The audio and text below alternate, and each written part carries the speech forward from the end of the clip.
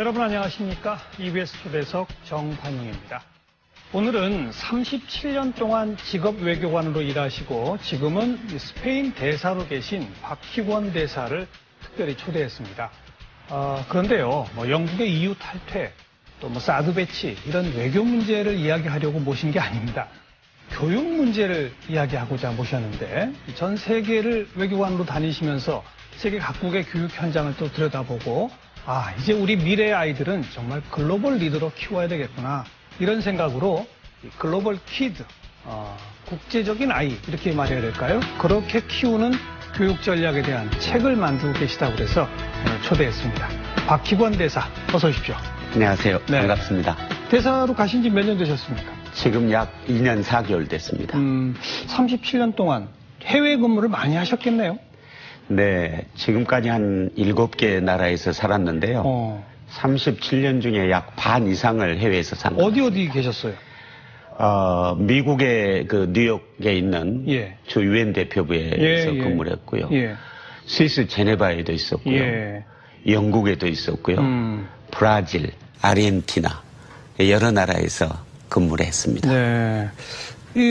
혼자 다니신 게 아니잖아요. 가족과 함께 다니셨죠? 네. 아이들은 어땠습니까?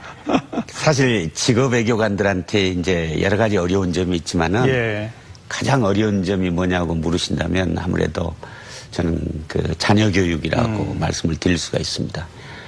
3년마다 저희가 이동을 하게 되는데 아이들이 이제 그 문화적 충격 때문에 그렇겠죠. 열병을 앓고요. 애가 몇이세요? 지금 사내만 둘. 네. 그러면 큰애는 또 둘째애는 유치원은 어디서 다니고 초등학교는 어떻게 하고 다 기억하세요? 큰애는 유치원을 다니다가 한국에서 다니다가 스페인에 이제 왔고요. 그 다음에 스페인에 그때 연수를 했습니다. 제가 해외 생활 처음을 연수를 했는데 그때 둘째가 스페인에서 태어났고. 네. 그래서 다시 한국에 들어갔다가 2년 만에 아르헨티나에서 생활했고요. 그럼 아르헨티나 초등학교를 큰애는 다녔겠죠? 큰애는 초등학교 다니고 둘째 아이는 거기에서 이제 유치원, 프리킨더를 다녔습니다. 그리고 또 이제 한국에 들어왔다가 또 한국에 와서 또 이제 영국에 나가게 되고. 영국 갈 때는 큰애가 몇 학년이에요, 그러면? 큰애가 그때 중학교 1학년, 2학년 정도 됐고요. 작은애는 이제 국민학생. 초등학교 들어가고. 네. 그래서 저희는 보통 3년을 주기로 이렇게 움직이기 때문에. 그러니까 참 그 큰아이의 관점으로 보면 한국에서 유치원 다니다가 스페인 가서 또 조금 다니다가 다시 한국 와서 초등학교 저학년 다니다가 아르헨티나 가서 초등학교 고학년 다니다가 또 잠깐 왔다가 영국 가서 중학교 다니고 고등학교는 어디서 다녔습니까? 고등학교는 또 미국에서 다녔고요. 아이고. 한국에서 교육받은 기간은 몇 년 안 되는군요. 그렇습니다. 반 이상을 해외에서 근무를 했기 때문에 절대적으로 한국 교육이 좀 부족한 측면이 있습니다. 둘째도 마찬가지죠? 둘째도 마찬가지고. 적응을 잘 하나요? 그래서 친구들 갑자기 다 바뀌고 선생님 바뀌고 친구 바뀌고 말 바뀌고 문화 바뀌고 그래서 참 열병을 앓았다고 할 수가 있는데요. 적응 기간 동안에 더더군다나 이제 생면부지의 아이들하고 친구를 만들려니 왕따도 당하고 또 심지어는 폭력까지 당할 때도 있고요. 또 아버지인 저로서는 가장 걱정이 애들이 한국인으로서의 정체성을 잃고 국제 미아가 되지는 않을까 하는 그런 우려도 컸습니다. 두 자녀분은 착실히 그래도 잘 성장했죠? 네. 그래서 아주 아이들한테 감사함을 느끼고 있습니다. 부모님이 잘하셔서 그런 거 아닌가요? 박 대사님. 교육은 부모도 중요하지만 또 본인들이 중요하니까요. 그래서 제가 글로벌 키드라는 주제로 책을 쓰고 오늘 이렇게 좋은 기회를 갖게 됐는데 사실은 이제 부모가 글로벌 시대의 자녀를 키우는 데 있어서 이 역할이 페이스메이커 역할을 해야 된다. 마라톤에 있어서 직접 뛰는 아이들을 이 보폭도 조정해주고 속도도 조정해주고 이렇게 해서 아이들의 자율과 창의성을 최대한 좀 끌어올려주는 역할을 해야 되겠다. 그런 생각을 경험을 통해서 제가 알고 있습니다.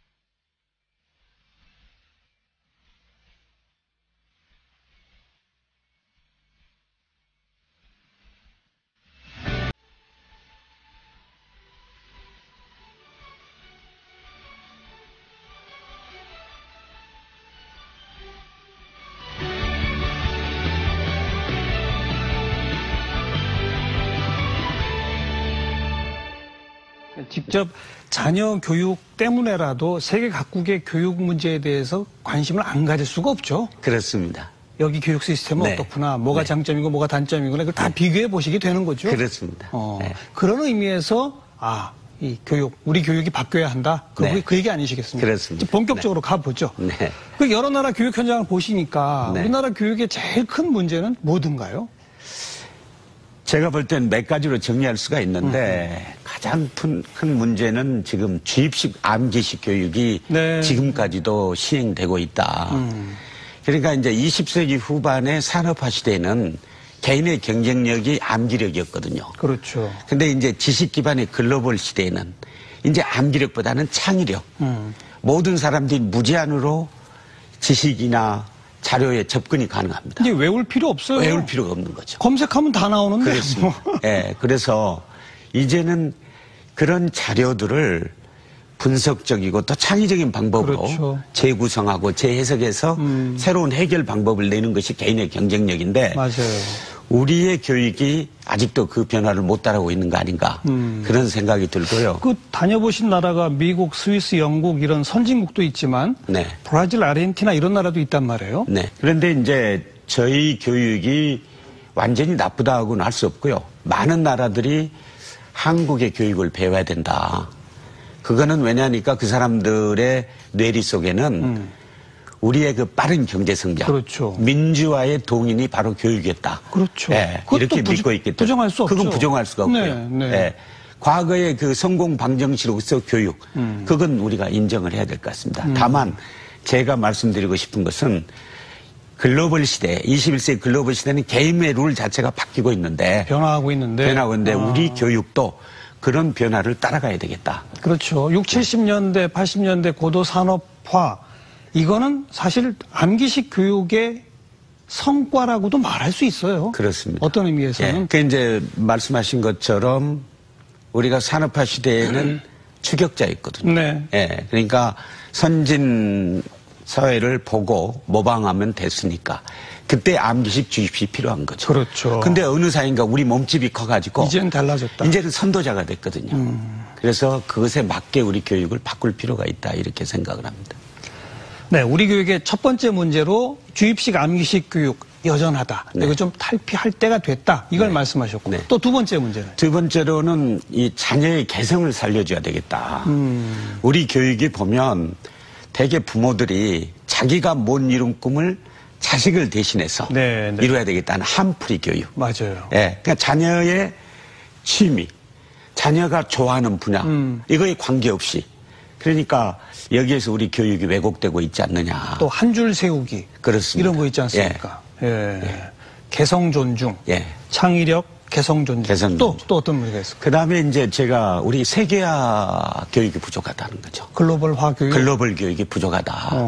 지금 글로벌 시대라는 게 저희 외교관들은 글로벌 시대의 변화를 최첨단에서 경험하고 관찰하는 사람입니다. 당연하죠. 예, 정말 너무도 변화가 빨리 일어나고 있습니다. 예. 글로벌 시대에 저희가 보면은 문화 간의 융합, 소통, 이게 초고속으로 진행이 되고 있거든요.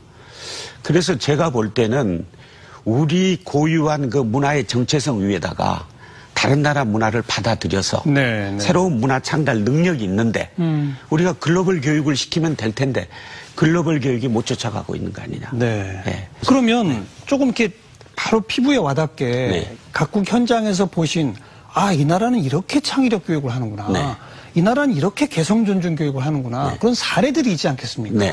네. 그거 좀 재미있는 사례들이 있으면 좀 소개해 주세요. 네, 제가 이제 우선 그 창의력이라는 네, 게 사실 네. 이제 어렵거든요. 이 스페인 같은 경우 예를 들자면 스페인은 교육에 장단점이 있는 거고 또 저희가 장점이 또 많은 거고요. 근데 스페인 교육에서 우리가 하나 배워야 될 점이 있다면 예. 이 학생들이 느끼는 주관적인 행복 지수가 높습니다. 어디 뭐 국제 비교하니까 아이들의 행복 지수 1등이 스페인이더라고요. 네. 2년 전에 그 학업 성취도 조사 피사 있지 않습니까? OECD에서 네, 네. 조사하는 거.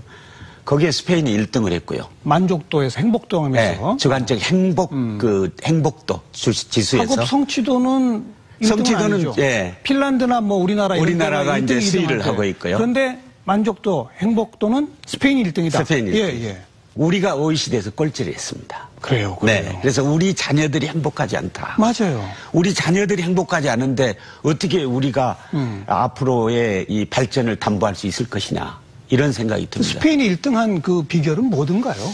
제가 관찰을 해보면 스페인은 교육을 할 때 그 자녀들의 개성을 존중해주고 창의력을 배양하는데 교육에 중점을 두고 있다. 구체적으로 어떤 방법을 쓰던가요? 예를 들면요.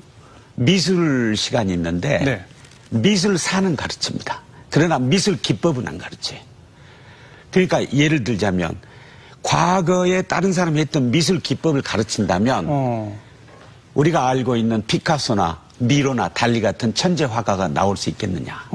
자기가 원하는 방식대로 자녀들의 개개인의 개성과 능력을 존중하는 의미에서 교육을 끌고 간다. 그림 그리는 방법은 안 가르쳐요?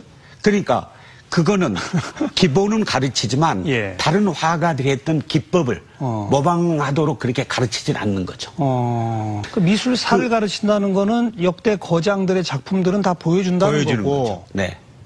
그리고 이제 너희들이 한번 창조해봐라. 그렇습니다. 아. 그 이제 바르셀로나에 가보면 예. 가우디라는 건축가가 지은 건축물들이 세계인의 사랑을 받고 있거든요. 지금도 아직도 건축 중인 건물도 건축이 이제 끝났습니다. 그 끝났나요? 성당이. 예. 그런데 정말 우리 눈으로 보면 괴짜입니다. 그러나 그 괴짜도 수용하는 사회적 교육적인 배경. 그렇죠. 예, 그것이 바로 자녀들의 그 개성과 창의력을 존중하는 교육 아니겠는가.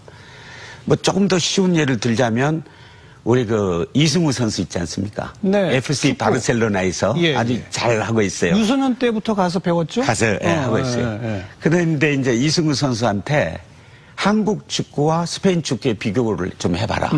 그랬더니 한국 축구는 감독과 코치가 지시하는 대로 한다. 아. 예. 그러나 스페인 축구는 예. 자신의 상상력과 창의력을 가지고 뛸 수 있다. 축구도 그래요? 축구도. 네.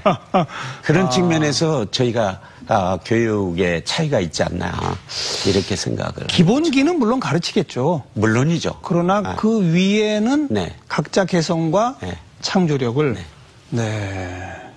이제 금방 이해가 됩니다. 네. 뭐 창의력, 개성까지는 다 소개하신 것 같고 글로벌화 교육을 참 잘하는 곳이 어디 있던가요? 글로벌 교육이 이제 중요하다는 거는요. 이제 제가 관찰을 해보니까 글로벌 시대가 신유목민 시대다. 신유목민. 네. 그러니까 이제 글로벌 시대에 필요한 기술과 능력을 가지고 있는 사람은 국경에 관계없이 세계를 무대로 활동할 수 있는 겁니다. 그 인도의 가장 대표적인 수출품이 뭐냐? 그러면 최고 경영자라는 말이 있을 정도로 인도 출신 CEO들이 지금 각국에서 많이 활동을 하고 있어요. 예. 특히 IT 업계, 예를 들면 구글, 노키아, 뭐 마이크로소프트 이게 다 인도 CEO입니다. 네. 또 펩시, 뭐 마스터카드, 뭐 이런 데도 인도거든요. 그래요? 제가 그걸 분석을 해봤어요. 저 사람들이 과연 어떻게 되길래 인도산 CEO가 대표 수출품이다 할 정도로 글로벌 무대에서 활동을 하고 있느냐. 어떻게 가르쳤길래? 예. 근데 이제 물론 분석을 해보니까 그분들이 영어에 능통하다는 측면이 있고요. 거긴 뭐 영국 식민지였었던 그런 이후로 측면이 있습니다. 거의 이중 언어를 쓰죠. 이중언어를 써요. 힌디어를 쓰고요. 또 한 가지가 뭐냐면은 인도 사회 자체가 다문화, 다종교, 다인종 이런 데서 자라나다 보니까 글로벌 시대에 필요한 타 문화를 이해하고 존중하는 그 능력, 또 소통 능력이 뛰어난 건 사실이에요. 예. 그래서 제가 우리 젊은 세대한테 대입을 해본다면 우리 젊은 세대가 능력이 많습니다. 도전 정신도 있고요. 또 근면하고 성실합니다. 또 일과 삶에 대한 열정이 아주 대단해요. 이 우리 젊은 세대에게 세계화 교육을 좀 시킨다면 우리라고 이 글로벌 무대를 주름잡는 글로벌 리더들을 못 만들어낼 이유가 없다. 예, 그렇죠. 제가 그 확신하고 있는 겁니다. 인도 말씀하셨는데 유럽에도 여러 나라 계셨으니까 유럽은 기본적으로 다언어 국가, 다언어 사회 아닙니까? 그렇습니다. 한 나라에서도 여러 언어들을 다 배우고 하고 그러죠? 네. 또 언어도 좀 비슷비슷하기도 하지만. 네, 언어가 비슷하다는 거는 이제 라틴어가 바탕이 돼서 하기 때문에 비슷한 측면이 있는데, 그러나 이제 어떤 언어든지 배우기는 어렵습니다, 사실. 예. 저희가 이제 언어를 공부를 해보면. 예. 그런데 이제 이 유럽은 여러 언어가, 문화적 배경이 들은 사람이, 다른 사람들이 이제 모여서 유럽 연합을 만들었고, 또 학생들 간의 교류도 많고. 네. 그래서 그 학생들이 벌써 체화가 됐습니다. 다양한 언어를 내가 구사할 수 있어야 글로벌 시대에 생존하겠구나. 그렇죠. 예. 그래서 네덜란드의 젊은 세대들 같은 경우는 한 4, 5개 국어, 평균. 평균 4, 5개. 평균 4, 5개 국어. 네, 그렇게 하는 것 같습니다. 근데 그런 거에 비하면 우리는 사실 또 분단까지 돼서 거의 섬나라처럼 고립돼 있지 않습니까? 네. 그래서 다원어를 접하기가 좀 쉽지 않은 환경인 거는 또 맞지 않습니까? 그래서 제가 생각할 때는 우리가 이 한반도라는 이런 지리적 한계를 뛰어넘어야 된다. 글로벌 시대는. 우리 역사가 그건 말해주고 있거든요. 우리가 예를 들어서 편협한 국수주의로 우리 문을 닫고 예. 그랬을 때는 우리 국력이 쇠퇴하고 심지어는 우리가 식민지화를 당하고 말이죠. 예, 예. 그러나 우리가 그 지정학적 한계를 뛰어넘어서 타 문화하고 소통하고 융합했을 때는 우리 국력이 융성했거든요. 그렇죠. 그래서 글로벌 시대에 더더군다나 우리가 세계화 교육을 더 해야 되겠다. 그래서 우리 젊은 세대들이 이 국내에서 그 안정된 직업만을 쫓지 말고 네. 넓은 글로벌 무대에서 더 많은 기회를 갖도록 우리가 교육 방향을 바꿔줘야 되겠다고 생각하는 것입니다. 글로벌 리더의 조건으로 지금 이제 준비하고 계신 책을 제가 좀 보니까 5가지의 C, 네. OC를 들으셨던데 네. 그것 좀 하나하나 소개해 주세요. 네. 제가 이제 사실 저는 외교관 생활하면서 많은 글로벌 리더들하고 교제를 하고 예. 소통할 수 있는 기회가 있었습니다. 그래서 저로서는 자녀를 키우는 사람으로서 저분들의 오늘을 있게 하는 원동력이 과연 뭘까? 이거를 관찰하고 이제 분석을 해서 제 나름대로는 5가지가 필요하다. 네. 영어로 5C라고 그랬는데요. 우선 인격이 중요한 것 같아요. 인격, 캐릭터. 예. 그 다음에 이제 두말할 것 없이 능력이 없으면 안 됩니다. competence. 네, 능력. 네. 그 다음에 이제 commitment. 헌신성. 헌신. 그 다음에 이제 글로벌 시대의 가장 중요한 창의력. creativity. 예. 그게 중요한 것 같고요. 그 다음에 마지막으로는 communications. 소통 능력. 소통 능력. 이 5가지를 갖추는 것이 필요하다. 이렇게 저는 보고 있습니다. 이 5가지를 키워주는 교육이 글로벌 교육이겠군요. 네, 저는 그렇게 생각하죠. 우리는 지금 요 5가지 중에 제가 볼 때는 그냥 능력, 그것도 학업 능력. 그렇습니다. 요거 하나만 키우는 거 아닌가요? 정답만을 지향하는 그런 능력. 그 이제 글로벌 시대의 리더가 되기에는 우리 교육이 부족한 점이 있다. 이렇게 생각하는 거죠. 인격과 헌신성을 키우는 거는 소위 말하는 인성교육. 인성교육입니다. 이런 것 좀 부족하다. 우리가 많이 아주 얘기하고. 부족하다고 저는 보는 거죠. 아주 재미있는 얘기가 있습니다. 네, 어떤 겁니까? 그 월트 베팅거라고요. 이분이 지금 샌프란시스코에 본사를 둔 금융회사의 최고 경영자입니다. 예. CEO입니다. 예. 근데 이분이 경영학을 전공을 했는데요. 대학 때 아주 공부를 잘했어요. 그래서 이제 4.0, 그러니까 올 A를 맞고 만점을 맞고 졸업시험을 앞둔 상황입니다. 그래서 본인이 이거 졸업시험을 아주 잘 봐서 내가 4.0 만점으로 대학을 졸업해야 되겠다. 마지막 시험만 만점 받으면 졸업이 만점이다. 졸업이 만점. 이렇게 되는 거예요. 그래서 기업 경영 그 과목이었대요. 그래서 열심히 준비를 했는데 교수님이 와가지고 시험 점수를 나눠주는 거예요. 시험 문제를 나눠주는 거예요. 그런데 시험 문제가 보니까 없이 백지입니다. 문제가 없어요? 문제가 없고 백지인데 교수님이 이제 이야기를 하는 거예요. 제군들, 내가 지난 6개월 동안 기업 경영에 필요하다고 생각되는 다 가르쳤다. 그런데 가장 중요한 한 가지가 남았다.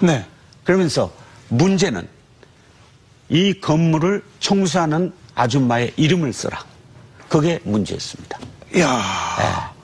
그래서 그 베팅거라는 사람이 처음으로 낙제를 받았어요. 몰랐군요, 이름을. 이름을 몰랐죠. 이름이 이제 도티라는 여자분인데 몰랐죠. 그걸 지나쳤던 거죠. 공부하느라 바빠서. 관심이 없었던 거죠. 예. 그런데 이분이 그 관학을 통해서 인생의 교훈을 얻었다고 합니다. 예. 세상을 살아가는데 가장 중요한 게 사람이다. 그리고 나하고 같이 일하는 사람은 지위고하를 막론하고 무시해서는 안 된다. 예. 이걸 깨닫고 기업 경영인으로서 실천을 하고 있다는 거예요. 그 월트 베팅거? 베팅거. 그 사람보다 그 교수님이 훌륭하시네요. 네, 저도 그렇게 생각합니다. 대단하신 분인데요. 네. 내가 충분히 가르칠 거 다 가르쳤다. 네. 근데 정말 중요한 한 가지를 오늘 시험을 통해 배워라. 이거 아니겠습니까? 혼자 사는 세상이 아니다. 네. 청소하는 아주머니 이름도 알아야 한다. 그걸 가르친 거죠. 이야. 교수님이나 저나 이제 동시대인이라고 네. 볼 수가 있는데요. 네. 사실 저희가 교육을 받을 때 어떻게 하면 1등을 하느냐. 그렇죠. 어떻게 하면 100점을 맞느냐. 이렇게 해서 지금까지 교육을 받았는데 제가 국제사회에 나가보니까 예. 세상에는 방법이 여러 가지다. 성공 방정식도 여러 가지다. 또 다양한 가치가 있다. 예. 그래서 이걸 우리 젊은 세대들이 느끼게 해야 되겠다. 네. 남에게 배려하고 희생하면 나에게 당장 손해가 올 줄 알았는데 그게 아니고 오히려 글로벌 리더로 우뚝 서기 위해서는 그런 배려, 헌신성. 희생, 헌신 이게 기본이 돼야 되겠다. 기본적인 인품, 그렇습니다. 인성, 인격. 네.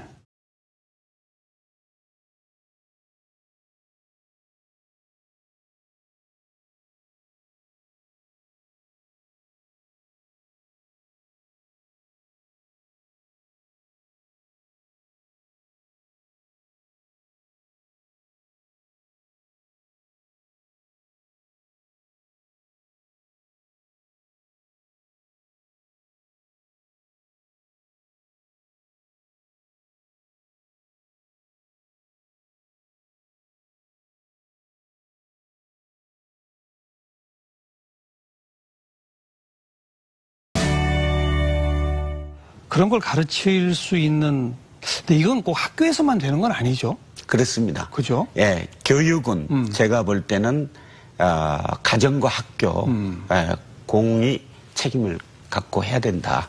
특히 가정교육이 중요하다. 상대적으로. 네. 예, 저는 그렇게 느끼고 있습니다. 왜냐하면 유태인들이나 서구에서 보면 교육의 시작은 가정이고 네. 교육의 중심은 가정이다.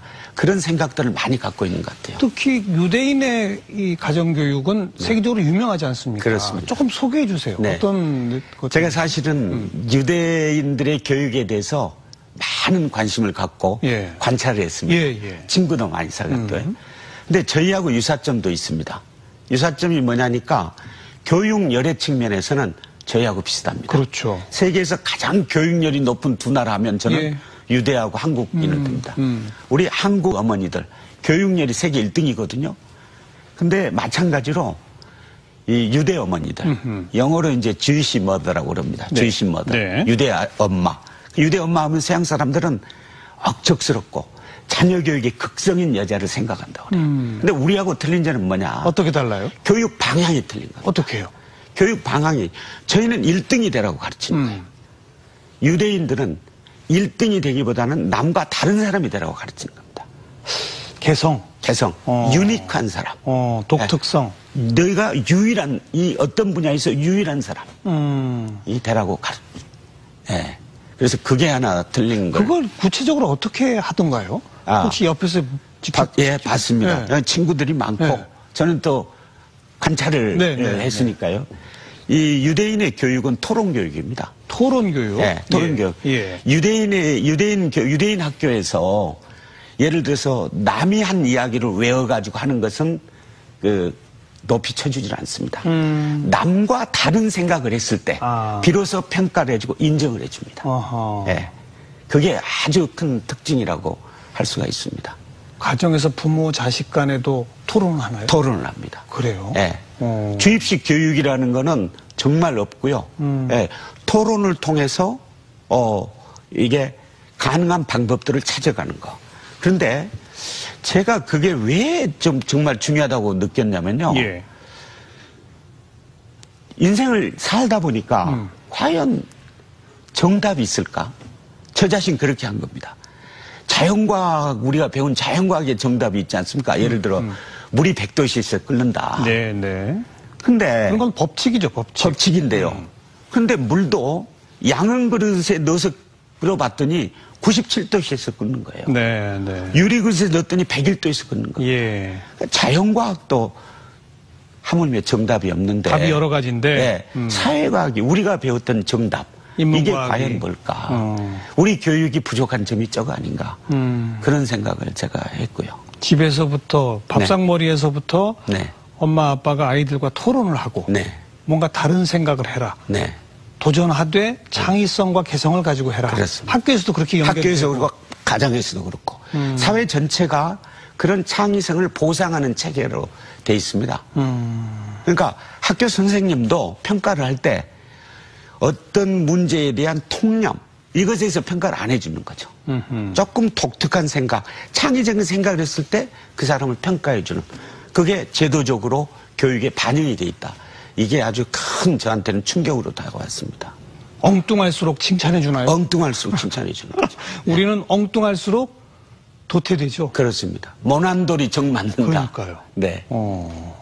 참, 그런데 그러다 보면 너무 개성과 다양성 이것만 하다 보면 네. 기분을 또 잃게 되는 이런 건 없습니까? 제가 볼 때는 그건 걱정을 안 하셔도 될 거 아닌가. 왜냐하면 이 사회 전체가, 예. 사회 자체가 이 복원력이 있고, 그러나 이제 저희가 그 창의성이라 하는 것은 또 아까 세계화 교육 면에서는 또 네. 대단하거든요. 유태인들이. 예. 그러니까 세계 시민으로서의 필요한 에티켓이랄지, 예의랄지, 또 품위와 소양이랄지 준법 정신 이런 걸 또 잘 가르칩니다. 네. 예, 그렇기 때문에 어떤 맞아요. 기본 인격과 헌신성에 그게 다 들어있으니까. 그렇습니다. 예. 그걸 바탕에 두고 네. 그 위에 창의력 네. 그리고 개성 이런 걸 하더라. 네. 유대인들 못지않은 또 그런 좋은 교육법이 또 어느 나라에서 혹시 보신 거 있습니까? 제가 볼 때는요.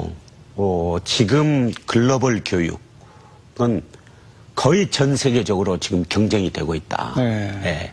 그러니까 어느 나라를 할 거 없이 다 지구적 차원에서 경쟁이 진행되고 있다.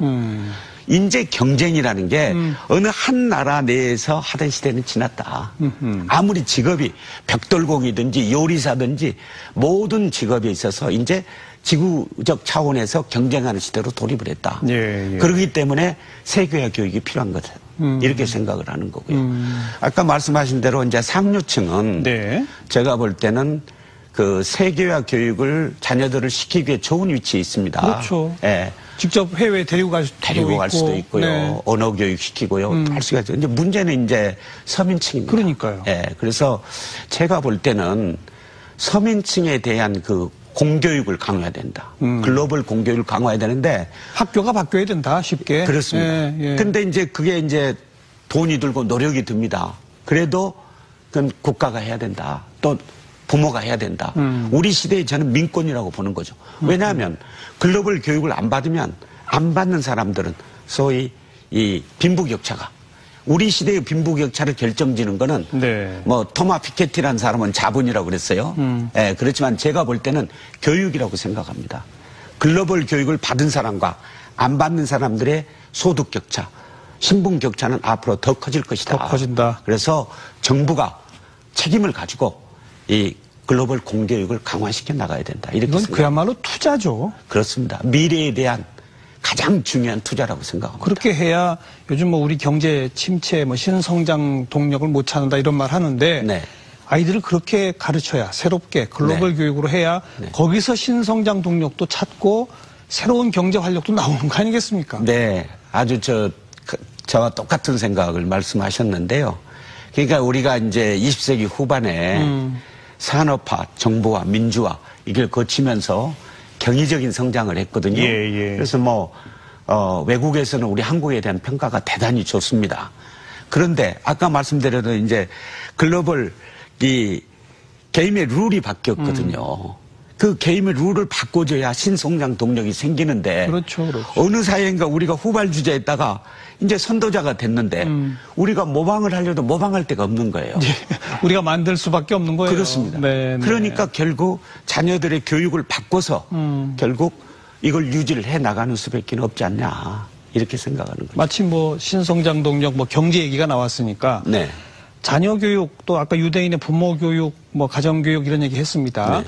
동시에 어린 시절부터 경제 분야에 대한 교육, 네. 금융에 대한 교육 네. 이런 것도 필요하지 않나요? 예, 저는 대단히 필요한 분야다. 왜냐하면 뭐니 해도 뭐니가 중요한 게 자본주의 사회라고 예, 그러는데 이제 사실 우리는 경제 금융 교육에 조금 무관심하거든요. 그러니까 여러 가지 문화적인 이유가 있다고 저는 봅니다. 왜냐하면은 뭐 옛날부터 황금 보기를 돌같이 하라. 네, 예. 뭐 이런 말도 있고 맞아요. 또 유교의 청빈 사상도 네, 있고요. 네. 또 부모들이 내가 한 고생만큼은 자녀들한테 안 시키겠다. 이런 생각도 갖고 있어요. 또 파트타임으로 일할 때 그 시간에 공부해서 좋은 대학 가야지 이런 생각을 갖고 있거든요. 예. 근데 최근에 그 언론에 보도가 된 바와 같이 미국 오바마 대통령의 둘째 딸. 아르바이트 하더라고요. 예, 그렇습니다. 그러니까 이 서구 사회에서는 예. 신분, 직위 과를 막론하고 자녀들의 용돈은 자기들이 벌어서 쓰게 해야 된다. 예, 자기들이 벌면 거기에서 돈의 가치를 압니다. 근로의 가치를 깨닫게 됩니다. 당연하죠. 자기가 번 돈 허투루 쓰지 않습니다. 그렇죠. 그래서 경제금융교육은 굉장히 실용적이 됩니다. 그래서 제가 볼 때는 이 고등학교 학생 중에서 이 주식 투자를 하거나 네. 이런 아이들이 아주 많고요.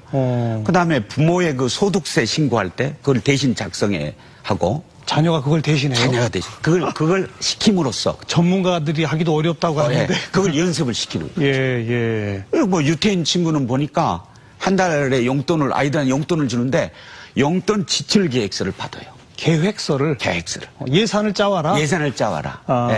예. 이렇게 해서 정말 실생활에 이렇게 와닿게 이 실용적인 경제금융 교육을 시키더라. 예.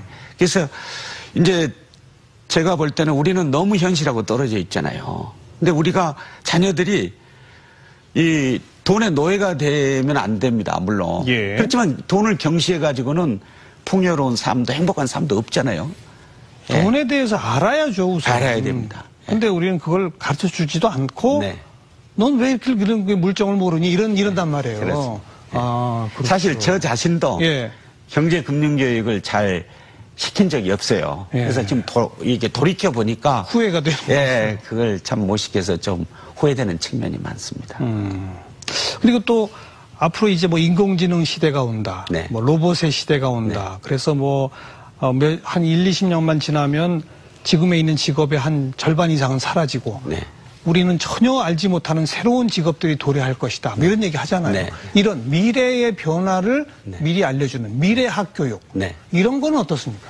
예, 제가 말씀하신 대로 저희는 정말 이 변화가 얼마나 빨리 일어나고 있는가를 저희가 체감을 하고 있는데요. 그런 측면에서 지금 서구의 많은 나라들이 미래학 전문가하고 교육 전문가가 모여가지고 미래학에 관련되는 프로그램을 만듭니다. 교육 프로그램. 그래서 초등학교 때부터 가르칩니다. 물론 그 미래학이라는 게 미래를 예측한다는 게 극심한 변화 시대에 어렵습니다. 사실. 어렵죠. 맞춘다는 게. 예. 뭐 예를 들면은 제가 재밌는 얘기가 컴퓨터가 1943년에 나왔대요. 네. 근데 그때 설립자가 예. 그때 예측을 했습니다. 네. 컴퓨터가 많이 팔리면 5대 팔릴 거다. 그때 마가렛 대처 영국 수상이 네. 교육부 장관 할 때 내 살아생전에는 영국에서 여자 총리가 나오는 일은 없을 것이다. 근데 지금 이제 두 번째 총리가 여자 총리가 나왔지 않습니까? 예측하기가 좀 힘든 측면이 있어요. 그래도 미래학 연구가 왜 필요하냐? 이 미래에 대한 변화에 대한 적응 능력을 아이들한테 키워줘야 됩니다. 그럼요. 네. 독창성, 창의력, 개성, 그리고 또 경제 분야 교육, 네. 미래에 대해 대처하는 교육, 뭐 그 바탕이 되는 인격과 헌신성을 키워주는 교육. 네. 이런 것들이 합쳐진 가정교육과 학교교육이 글로벌 교육이다. 네. 이런 말씀이신 거죠. 그런데 이게 이제 순조롭게 잘 가면 좋은데 네. 부모 마음하고 아이 마음하고 잘 안 맞으니까 네. 자꾸 또 부딪히고 충돌하고 갈등이 네. 생기지 않습니까? 이 갈등을 풀어가는 이 과정도 하나의 교육 아닌가요? 아, 그거 정말 중요합니다. 네. 중요하고 저도 어려운 점이 많았고요. 형제도 제 자식은 마음대로 못한다. 네. 이 말이 있거든요. 네. 그 교육이 그만큼 어렵다는 건데 그중에서도 이 자녀 갈등 아마 우리 학부모 되신 분들은 다 경험을 하시고 계실 거예요. 저 자신 갈등을 많이 겪었고요. 대표적인 갈등이 뭐였습니까? 그 사춘기에 들어가니까 네. 저는 사내만 둘입니다. 네. 그 갈등이 났을 때 과연 어떻게 해야 되느냐. 이게 문제인데요. 제가 볼 때는 갈등에 대한 우선 인식을 바꿔야 된다고 봐요. 어떻게요? 예.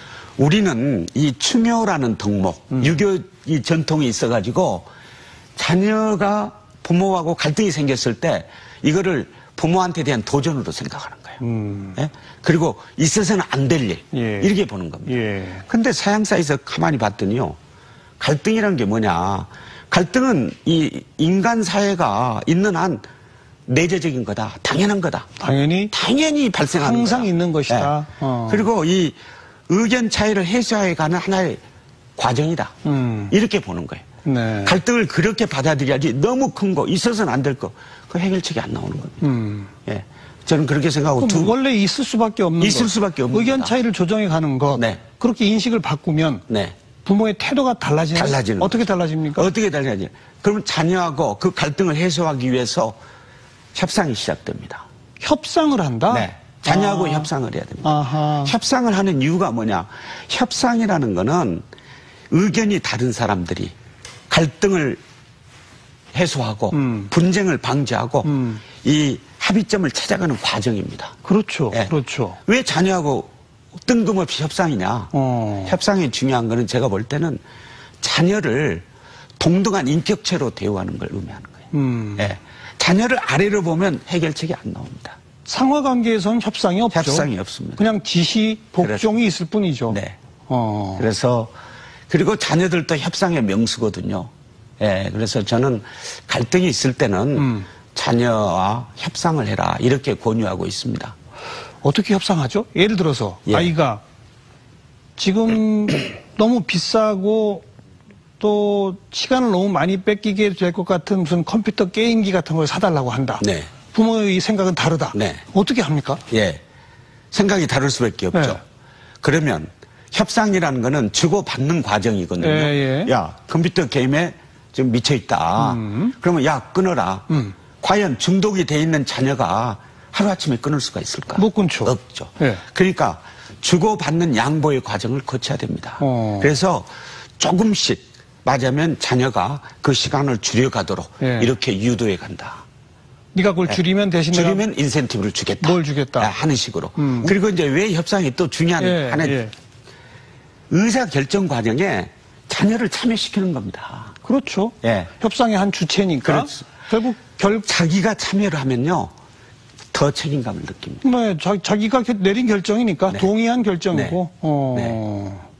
그리고 이제 이 외교관인 저로서는 더 중요한 거는 외교가 또 협상 아닙니까? 그렇습니다. 사실. 국가 간의 협상이죠. 예. 글로벌 시대에 살아가는데 정말 필요한 소양이 바로 협상력입니다.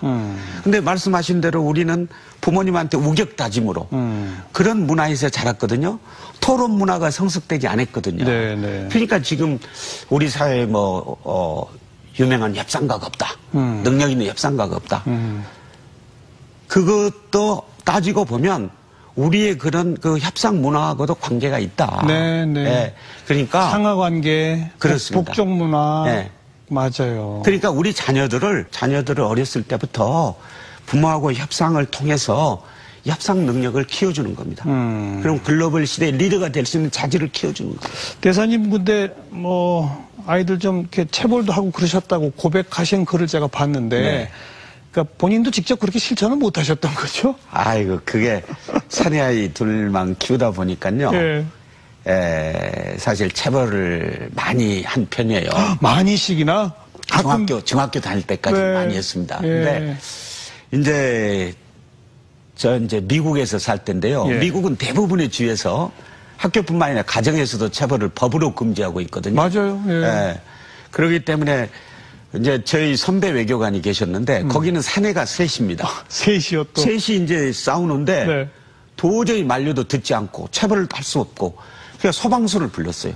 싸움 말려달라고. 그런 적도 있어요. 근데 이제 저 같은 경우는 매를 아끼면 아이를 버린다는 생각 때문에 거짓이간 생각 때문에 네. 체벌을 했는데 어느 날 퇴근해서 보니까요. 그 체벌했던 그 몽둥이에 예. 뭐라고 써있는데 보니까 아동 학대 금지 이렇게 써있는 거예요. 우리 큰아들이 아들이 쓴 거예요? 아들이 쓴 거예요. 그래서 이제 속으로는 좀 괘씸하면서도 야, 얘가 만약에 경찰서에 신고를 했으면 큰일 날 뻔했구나 해서 제가 가슴을 이렇게 쓸어내린 네. 그런 경험도 있습니다. 예. 근데 이제 돌이켜 보니까 예. 우리 아이가 이제 대학을 가고요. 대학을 가고 이제 우리 가족이 맥주집에 갔어요. 그래서 맥주 한 잔 마시면서 이제 우리 자녀한테, 우리 애한테 사과를 했습니다. 네. 저하고 제 처가. 네. 그동안에 좀 때린 것에 대해서 좀 미안하게 생각한다. 그랬더니 우리 아이가요. 아이고 뭐 저 잘 되라고 때리셨는데 뭐 괜찮아요. 그런데 마지막 말이 재밌어요. 뭐라고요? 그런데 효과는요 전혀 없었어요. 그 말이 제가 충격적이었습니다. 그러니까 저희는 우선 감정에 매몰이 되니까 때릴 때는 효과가 있는 것처럼 생각하는데 자녀의 입장에서 효과가 전혀 없었어요. 그 제목은 조금 반성하시지만 네. 또 자랑하실 게 하나 있는 게 자녀들한테 안식주라는 걸 주셨다면서요? 네. 그건 뭡니까? 안식주가? 네. 그 제가 저 서두에 말씀을 드렸는데 저희 자녀들이 이 외교관인 이제 아빠를 따라서 다니면서 네.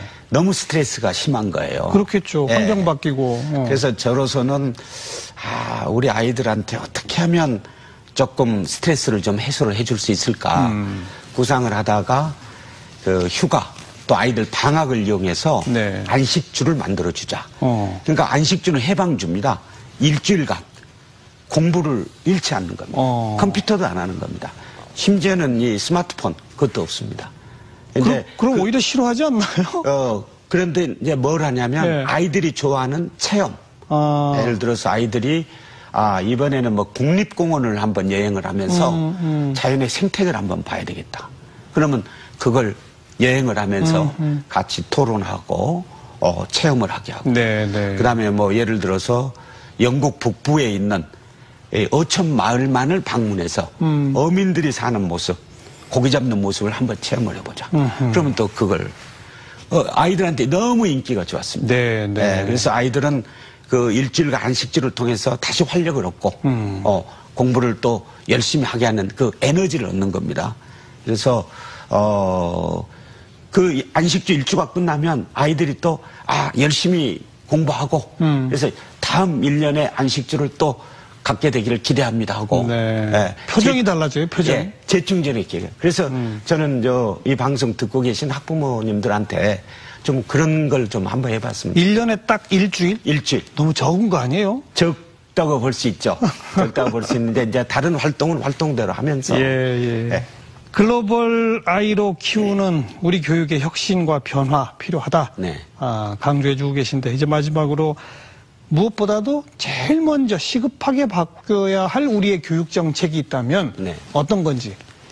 제가 볼 때는 이제 교육 정책이다 하면은 이제 교육을 정부 주도다. 그러니까 정부의 책임만이다. 그런 그 뉘앙스가 있는데요. 제가 볼 때는 교육은 학교 못지않게 가정이 중요하다. 네. 이 교육의 시작은 가정이다. 유태인들은요, 교육은 대부분이 부모 몫이라고 생각을 하는 걸 제가 봤습니다. 그래서 우리가 지금까지 잃었던, 우리도 사실 태교나 인성교육 이런 걸 학년에 시켰거든요. 예. 근데 이제 6.25 거치고 빈곤 어려워지면서 어느 때인가 그걸 잃어버렸어요. 그래서 교육은 소위 삼자에 의해서 시킵니다. 학원이 시키고 선생님이 시키고.